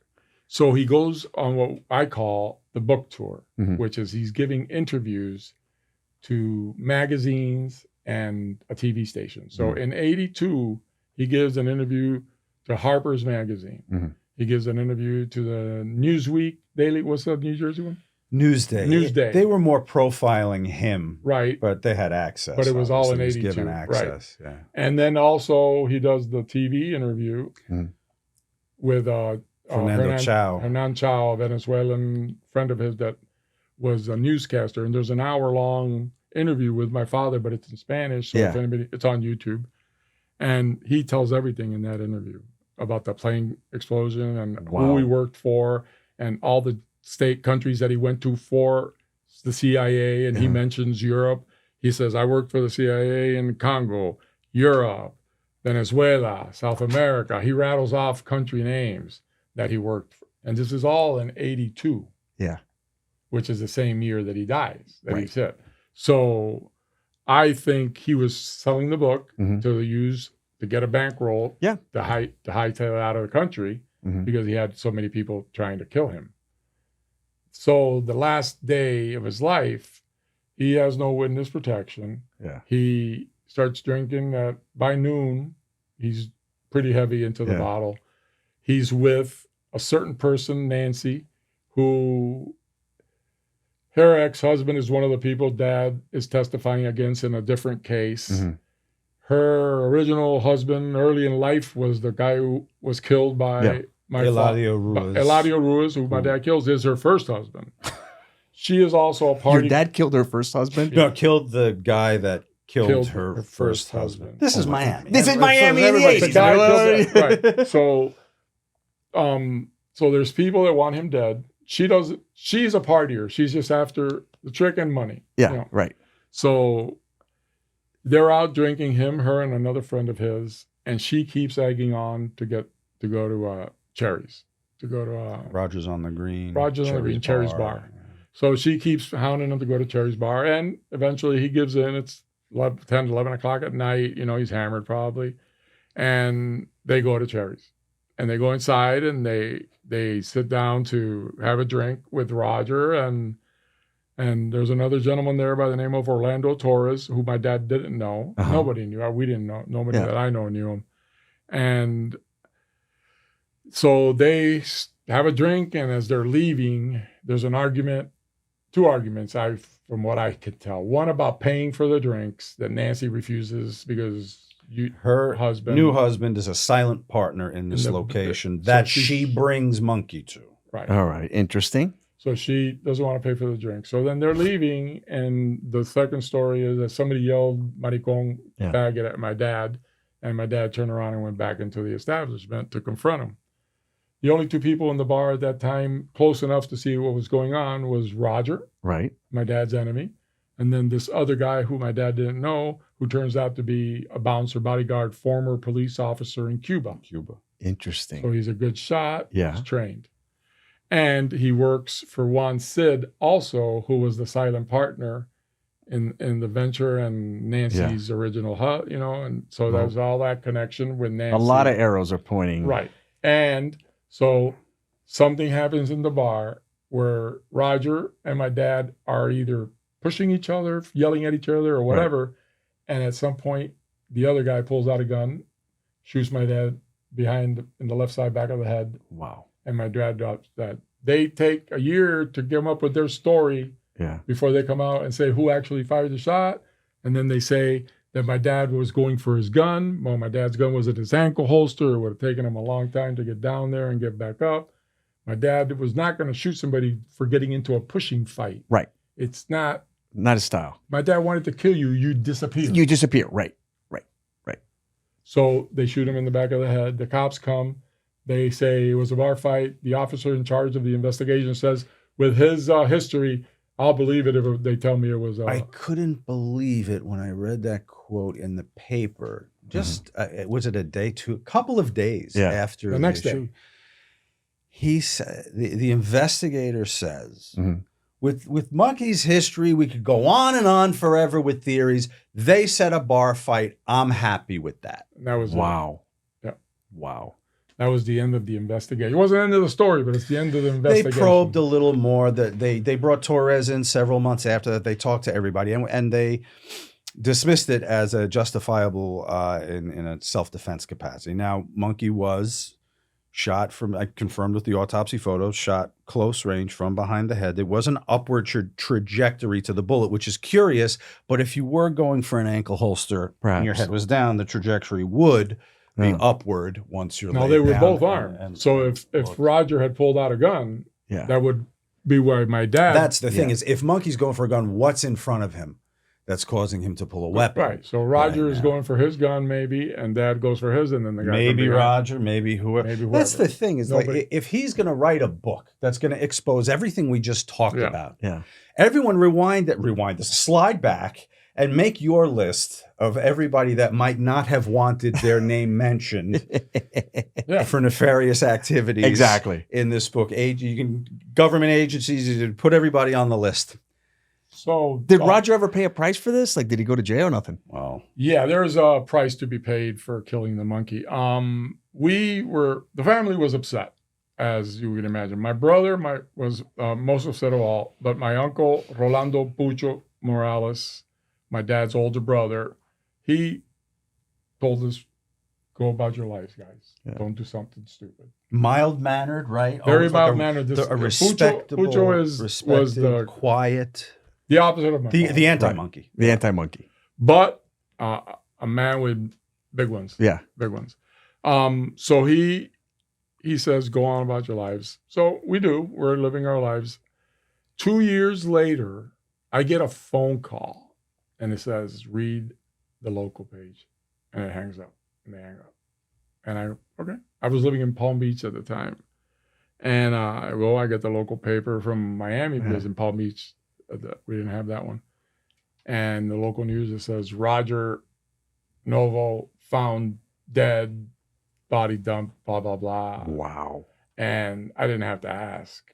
I stayed a day. And I went on about my business. And then it turns out that on his deathbed, my uncle confessed that he's the one that waited for 2 years and then went and killed Roger for being involved in the murder of his brother.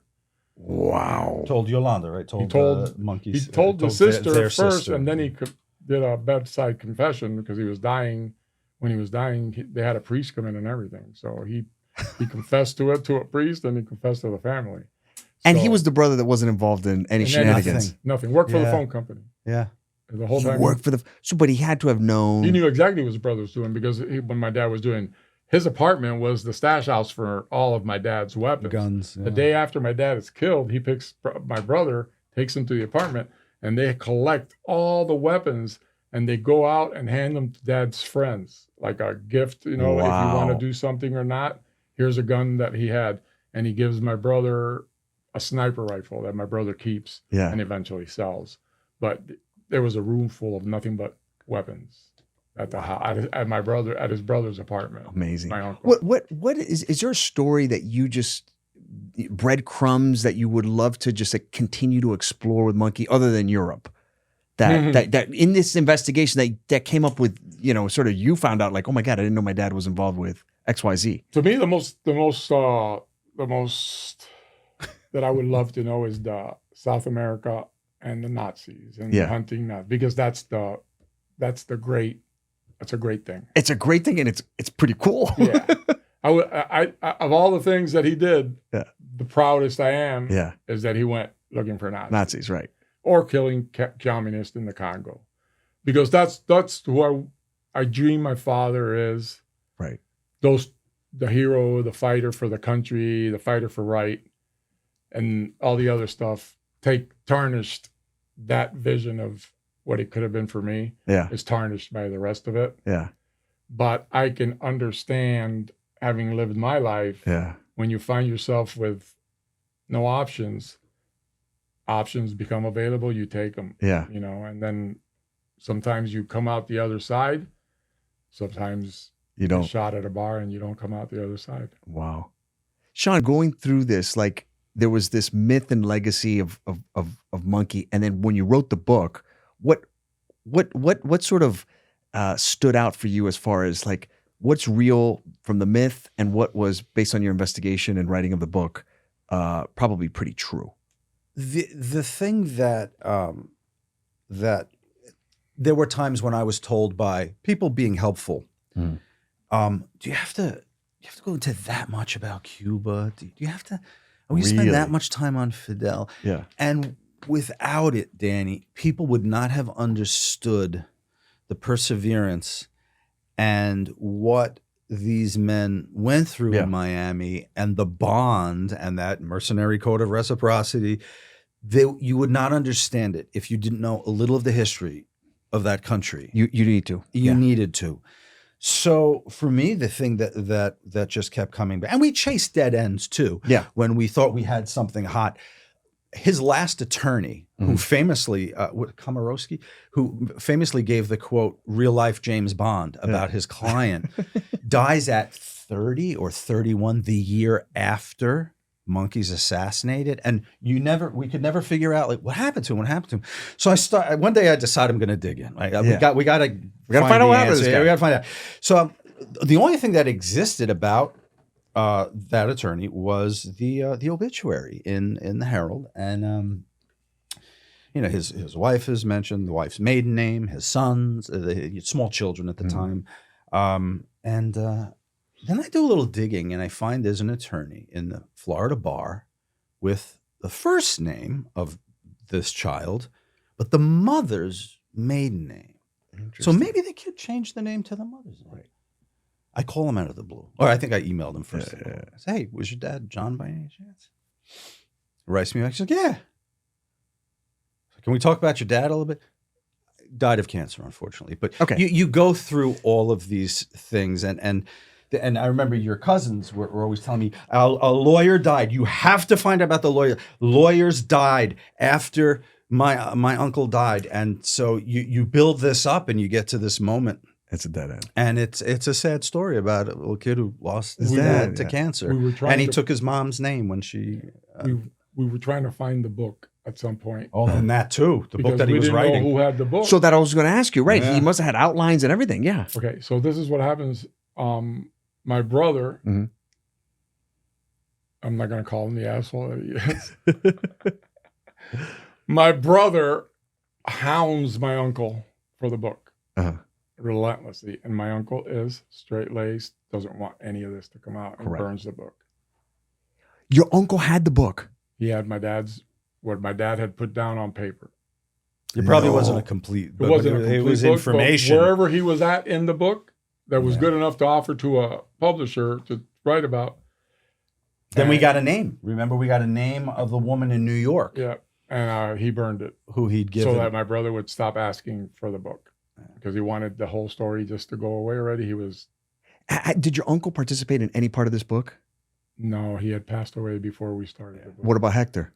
Hector did. Oh, Hector did. So Hector helped piece together some of this stuff because he had to know a lot. Oh, yeah. Hector's in the book, putting things together in the beginning. Yeah, Hector was invaluable to me for the Cuba stuff.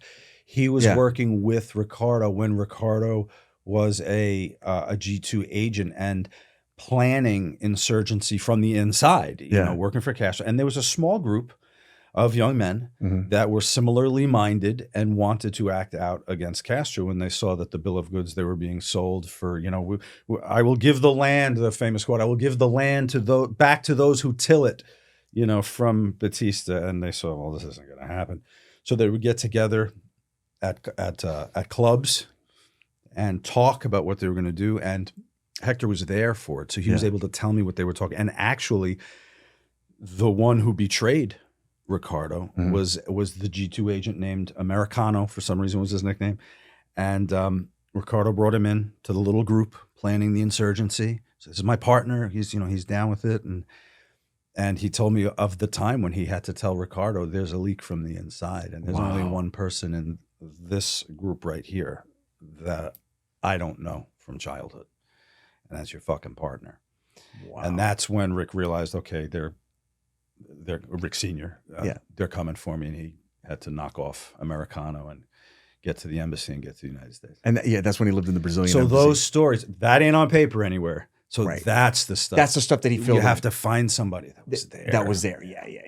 Amazing. Why'd they call him Monkey? Go. So everyone thinks it's because of his rascally, scurrilous ways. In the Congo, they came across a camp that had been decimated. It was a violent, horrific, and the things they encountered. To touch on something you asked about before, the end of Monkey's life, he was dealing with nightmares from the Congo, the things he'd seen. Really? Cannibalism. And the type of warfare was like nothing that he was used to experiencing. They came across a camp where everybody had been decimated except this little Congolese girl was hiding. And they came across her. And him and the Cuban soldiers were marching through. Yeah. And he took her and he threw her on his back. And when they were not engaged in firefight, he'd put her on his back and walk around. And one of the other Cuban soldiers said, "There goes Monkey." Hey, hermano. Called him Monkey because he was running around with a little girl on his back. That's classic Cubans, by the way. He started a nickname. That started this entire Monkey thing.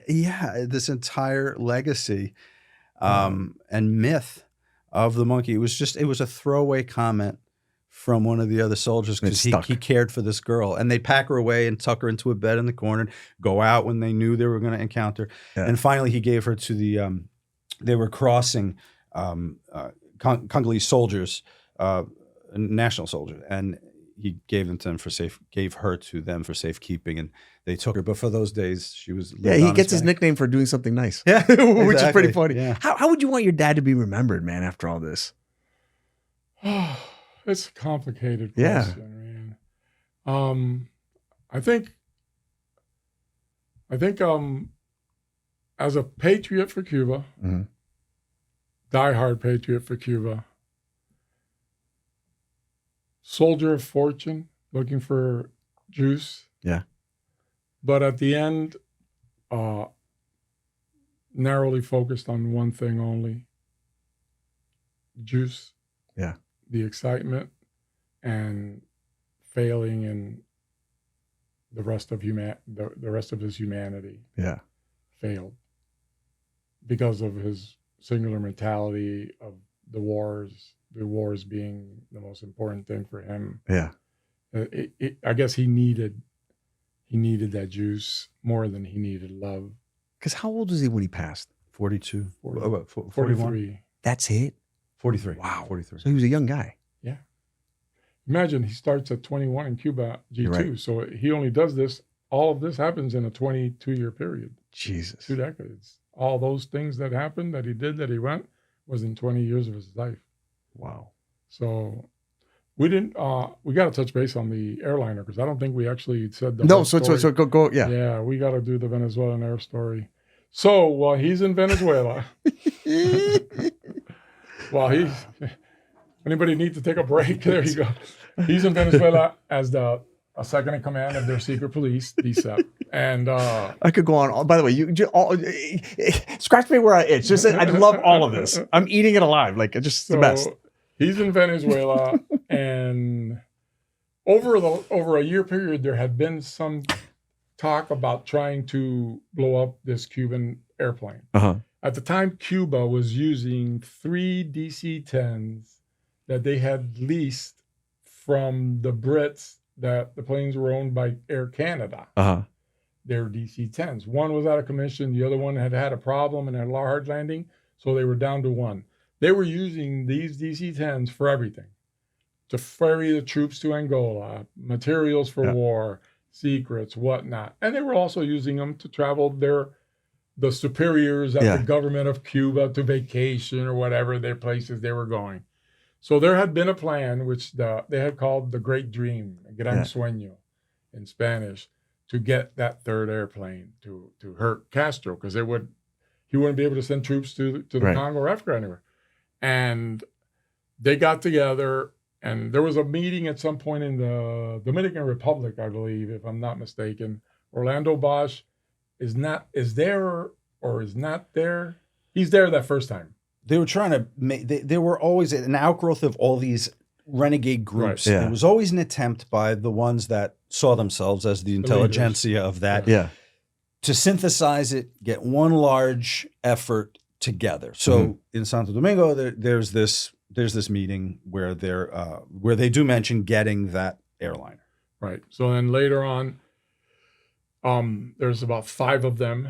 Posada, there's different, Ricardo Longo, there's another gentleman. Somebody comes to my dad. This is according to my dad. He gives an interview and explains that what his participation was in it. They procured the explosive device from the DCEP evidence room. Evidence room. They had C4 and whatnot. So that he provides them the C4. That's his extent of his participation. Then they make the bomb, go to Barbados. The plane is leaving from Barbados. They put the bomb on the plane. Events happen that we don't know if the plane was late, the plane was early, timing on the thing was off. Was it supposed to be blown up on the ground as to the original plan was, but for some reason they blow it up in the air. Now, afterwards, we find out that on board that airplane were 5 North Korean delegates coming to visit Castro. Wow. And that's the year before North Korea goes nuclear. Interesting. So did they receive orders to blow it up in the air to kill the North Koreans also? Or was it just happenstance that somebody screwed up in the plane? That we can't prove, but we can prove the 5 North Koreans were on the airplane. They found the briefcase after floating, which belonged, and no country wanted to take possession of that suitcase. Nobody wanted it because they knew that if they opened it and found something, it was going to shift everything. The paradigm would shift. So they blow up the airplane, and immediately everybody, prosecutors, reporters, descend on Venezuela. Yeah. Obando Bosch is staying in my dad's apartment in Venezuela at the Hilton. Posada gets arrested. Longo gets arrested. My dad stays, tries to fend off, but at this point, Venezuela's like, he doesn't work for us. Right. None of these people work for the Venezuelan government. They deny their activities. So my dad disappears for like a month. It takes him about a month. I don't know. We don't even know how he ended up back in Miami. That's when he shows up at my football practice that we said earlier. Wow. He had just come back from Venezuela but he was blown. He had to sneak back into the country, give a deposition of everything that he knew about it. Jesus. And then they didn't charge him with anything. No, it's all a set of curious circumstances, but there are a few things that are fact. Yeah. Of the 2 possible theories regarding the taking of 73 lives on this plane, this is not the MO of the Cuban mercenaries. Remember, no body count.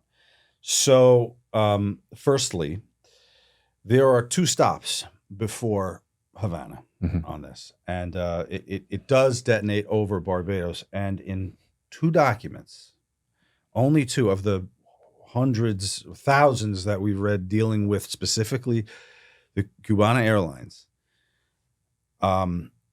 mentions the flight was held for 18 minutes waiting for North Korean delegates to arrive. Really? Had that not happened, the bomb probably would have detonated at the layover when it was empty. Interesting.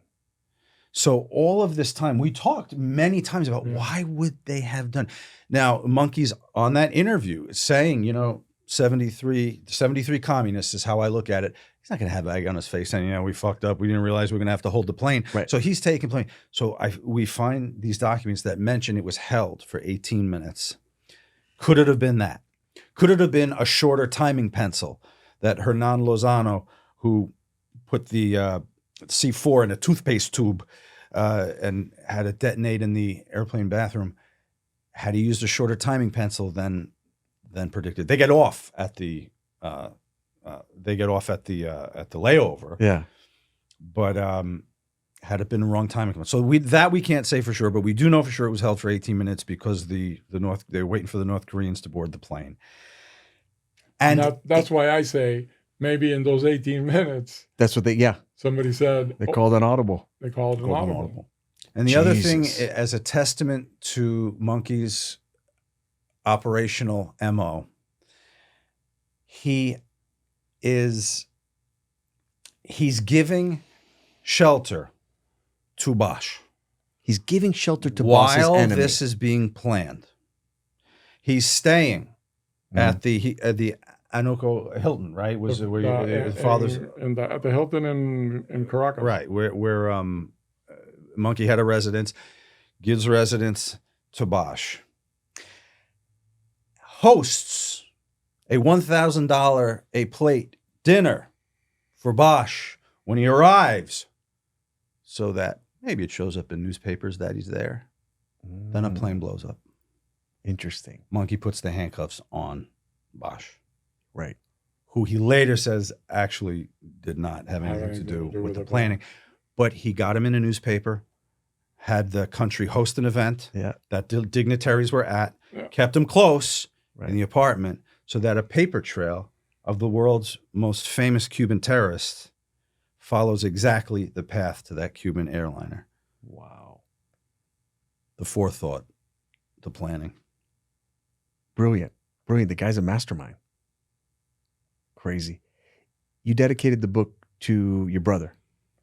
Yeah, my younger brother, Robert. My dad remarried and had a son. And we were close when we were young. My grandmother on my dad's side always made sure, and my Uncle Pucho, my dad's brother, always made sure that we were together. Right. So we have a lot of memories of playing around and stuff when we were younger. After my dad dies, and then after I have my incident, I leave for Michigan, and I don't tell anybody anything. The only person that really knows where I'm at is my mom. Yeah. A couple of my best friends, and and it's the 80s, 90s. Yeah. There's no internet, so we lose touch. I lose touch with Robert, and then about 5 years ago, I'm on Twitter. Always Twitter. I'm on Twitter, and I'm yelling at somebody, at Marco Rubio or something. I don't know, mad about something. And this guy comes out with the nickname Football Wookie is his tag. So he goes, "I think you're my brother." Wow. And I'm like, "What's your dad's name?" And he tells me Ricardo Morales. And I say, "Hey, bro, how you doing?" I had been looking for him. Every Robert Morales that I saw on Twitter, I would ask, "Are you my brother?" And never found him. And I never would have because he didn't try Football Wookie. He wasn't using his name. I should have known. Football Wookie would be the answer. So we grew close again. His family vacationed at our house. We came down. So we were getting really close.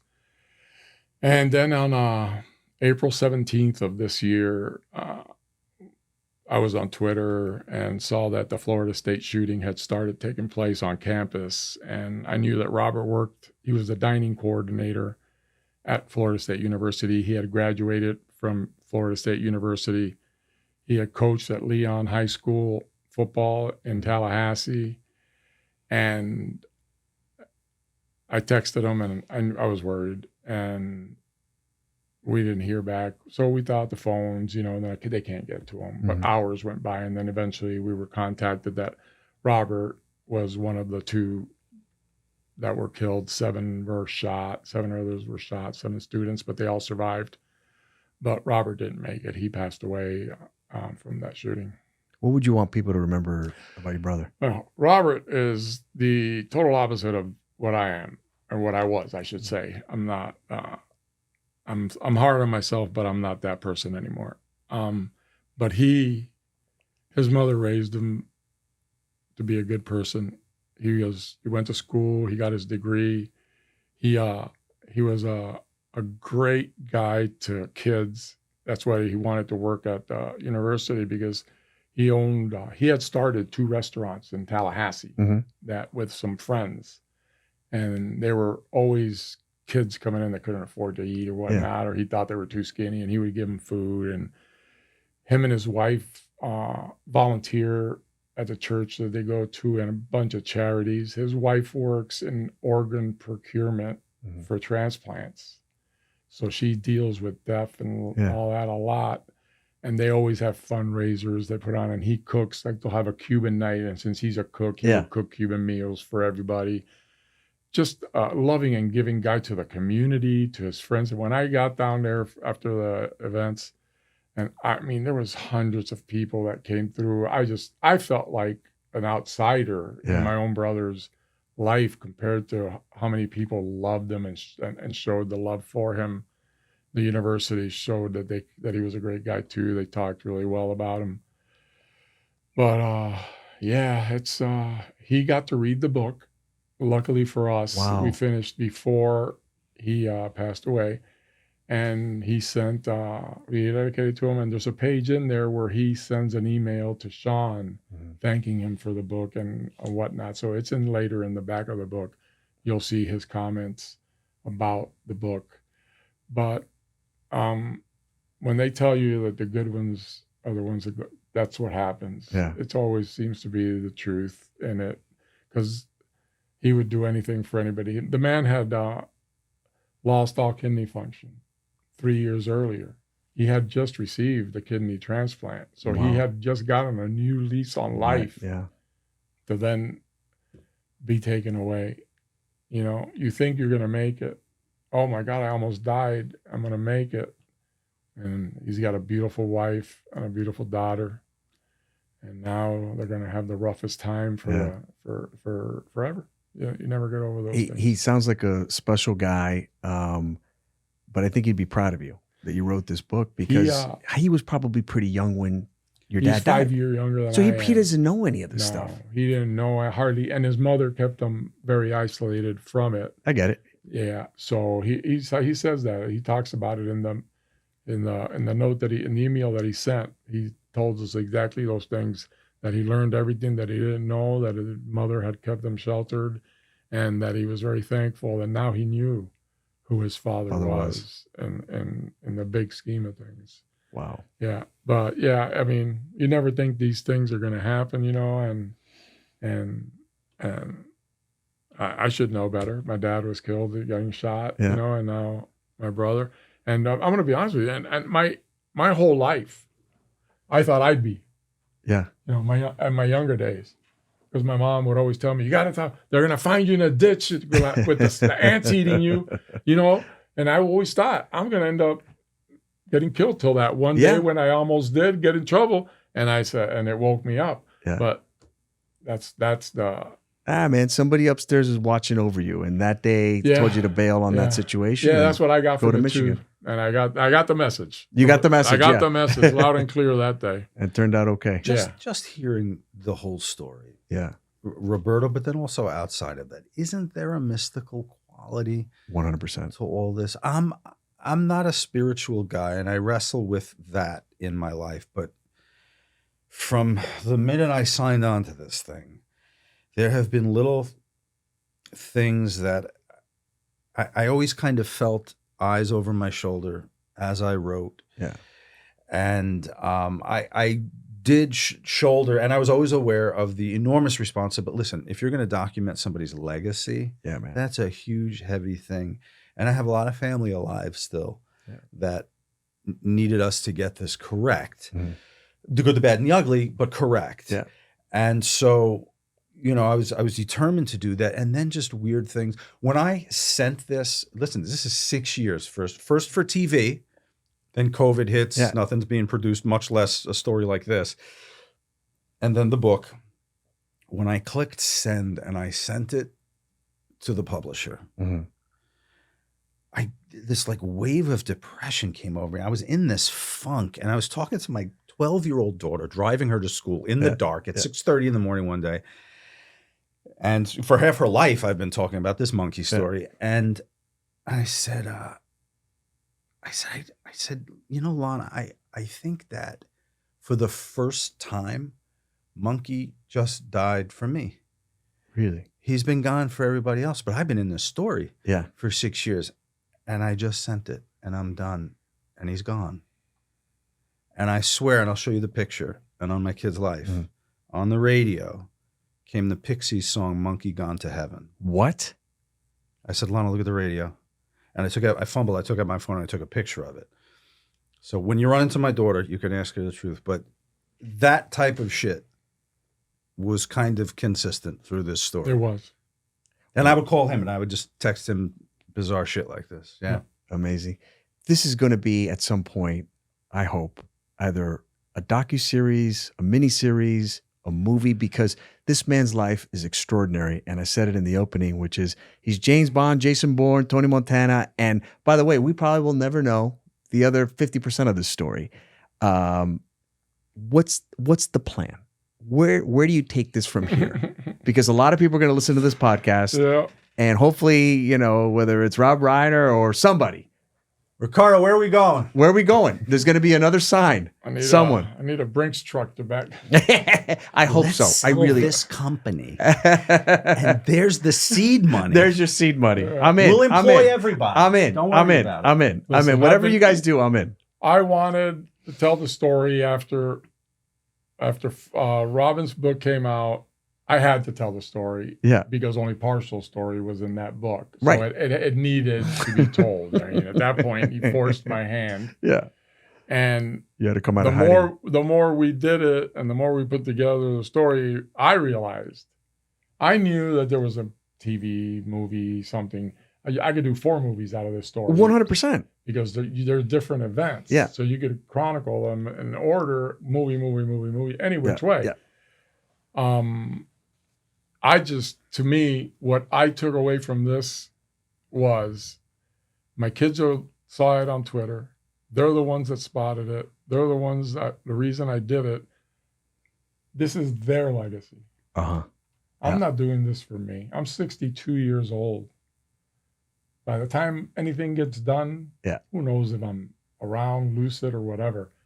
But I think that my dad left a legacy that we didn't take advantage of back then. Right. When we wasted 40 years of not telling a story. Yeah. Because I was a little embarrassed of the story, a little ashamed of the things that I went through in life, the things that happened to me that I didn't want to tell my kids. Yeah. Which now they don't know still. They're going to find out what happened to me in that book when they read it. Wow. Gualupero. Not only that, but what we talked about with the football. They don't know those stories. Yeah, and that's tough. So it was hard, but now I see that there's something there for them. Yeah, that might make their lives easier financially, and after I'm gone. So I look at this as my dad leaving me something. And it gives in his weird way. Yeah, he left me something. It just took me a long time to figure it out. Yeah. I'm dumbass sometimes. Nah, and it's a cleansing. It's a peace of mind. Yeah. You put this to rest. You have an exciting tour. Where do you go from here, and where can people find out about the book? We're going to Books and Books tomorrow, which is the 17th of September. So that's what we have lined up right now. As of now, that's the only spot. We're doing a podcast. Yeah. I've got a bunch of podcasts lined up. So when we get information on those, I'll give them to you so you can put them out, or if anybody else. But monkeymorales.com. Monkeymorales.com. You can there's a lot of information there about the book and about his life and things that are in the book and that cool pictures. So you can order the book there also. We have an option, so somebody is working on trying to sell the story. So we're just hoping that the right combination comes along and kicks it to the next level. I think you guys are going to be super successful. A lot of the people who listen to the show not only love these stories because the story is awesome, but are Cuban Americans. And they're guys like me who grew up, who knew about your dad, but didn't really know the depths. And I remember when you and I started talking 2 years ago, I'm like, you have got to come on the show. Just even if not one person listens to it, I want to hear the story. Yeah. And then the book came out, and Sean, I'm so glad that you came. Guys, I wish you nothing but success. I think this story is awesome. I hope you get a doc series, a movie, whatever. I'm just glad that you were kind enough to come in and spend some time with our audience, and we had some fun. My man. Thank you. Thank you very much. Thank you, bud. Once again, I want to thank our sponsors, D2C Design, your design firm for anything related to Shopify, e-commerce, and your website needs. Again, you can find them at d2cdesign.com. Thanks.